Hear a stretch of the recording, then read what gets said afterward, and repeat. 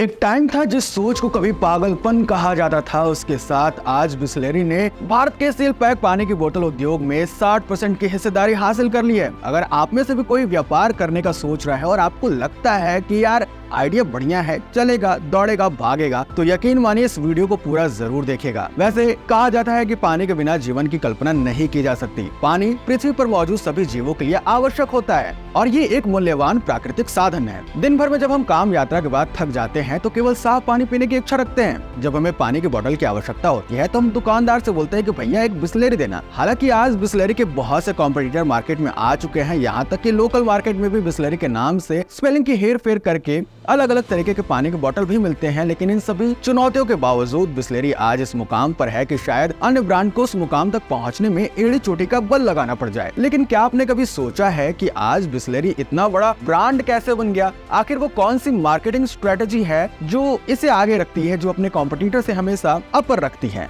यूं तो इस कंपनी की नींव इटली में पड़ी थी, लेकिन इसका कनेक्शन भारत से जुड़ा है। बिसलेरी की स्थापना इटली के साइनर फेलिस बिसलेरी ने की थी। 60 के दशक में इस ब्रांड की भारत में एंट्री हो चुकी थी। ये वो दौर था जब भारत अनाज की कमी से जूझ रहा था और देश के बड़े समूहों में शामिल पार्ले ग्रुप में बंटवारा हो गया था। ग्रुप से जुड़े चारों भाइयों में एक थे जयंती लाल चौहान। बंटवारे के दौरान उनके हिस्से में पार्ले ग्रुप का सॉफ्ट ड्रिंक का कारोबार आया। कंपनी के पास सॉफ्ट ड्रिंक के कारोबार के कई सारे ब्रांड्स थे।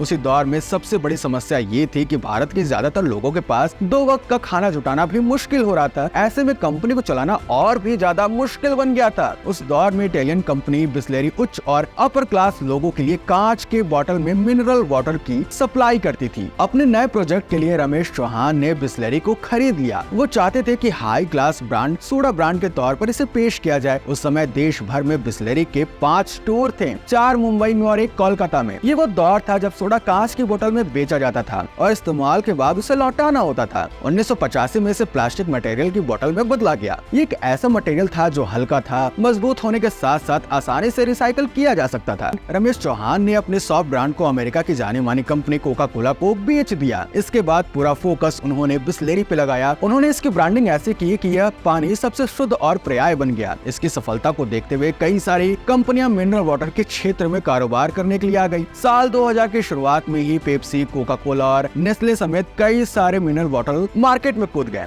नतीजा ये हुआ कि होड़ मच गई, लेकिन फिर भी ये बिसलेरी का कुछ बिगाड़ नहीं पाई।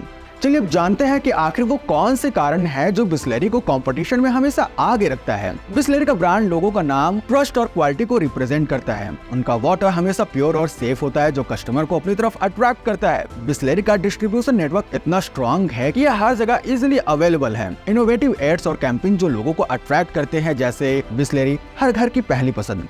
कस्टमर क्वेरीज, ये कस्टमर की कंप्लेंट्स को जल्दी सॉल्व कर देते हैं जो उनकी लॉयल्टी बढ़ाता है। ये मॉडर्न टेक्नोलॉजी का यूज करते हैं जिससे क्वालिटी मेंटेन रहती है। ये कस्टमर के फीडबैक को काफी ज्यादा सीरियसली लेते हैं और अपने प्रोडक्ट्स में रेगुलर इम्प्रूव करते हैं। यही कुछ तरीके हैं जो बिसलेरी को अपने कॉम्पिटिटर से आगे रहने में बहुत हेल्प करती है। इस वीडियो पे आपकी क्या राय है कमेंट करके जरूर बताइएगा और अगर आप भी कोई व्यापार करने की सोच रहे हैं वो भी बताइएगा।